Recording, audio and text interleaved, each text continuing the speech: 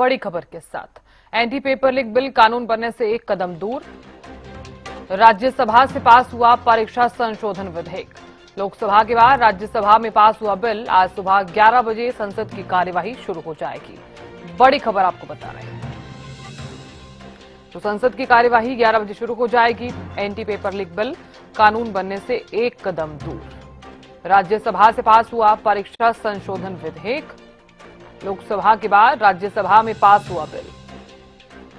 आज सुबह 11 बजे शुरू होगी संसद की कार्यवाही। एंटी पेपर लीक बिल कानून बनने से एक कदम दूर। तो राज्यसभा से पास हुआ परीक्षा संशोधन विधेयक। लोकसभा के बाद राज्यसभा में पास हुआ बिल। आज सुबह 11 बजे शुरू होगी संसद की कार्यवाही। I shall now put the amendment moved by Shriman Trichy Shivaji to vote. Those in favor will please say aye. Those against will please say no. I think the noes have it, the noes have it, the noes have it. The amendment is negatived. I shall now put the amendments moved by Thiru P. Wilson ji to vote. Those in favor will please say aye. Those against will please say no. I think the noes have it, the noes have it, the noes have it. The amendments are negatived. I shall now put class 5 to vote. Those in favor will please say aye. Those against will please say no. I think the ayes have it, the ayes have it, the ayes have it. Class 5 is adopted. Class 1, the enacting formula and the title stand part of the bill. Those in favor will please say aye. Those against will please say no. I think the ayes have it, the ayes have it, the ayes have it. Class 1, the enacting formula of the title are adopted. Dr. Jitendra Singh ji to move that the bill be passed. Chairman sir, I rise to move that the bill be passed. Motion is moved that the bill be passed. The question is that the bill be passed. Those in favor will please say aye. Those against will please say no. I think the ayes have it, the ayes have it, the ayes have it. The bill is passed. The House stands adjourned to meet at 11 a.m. on Friday, the 31st July.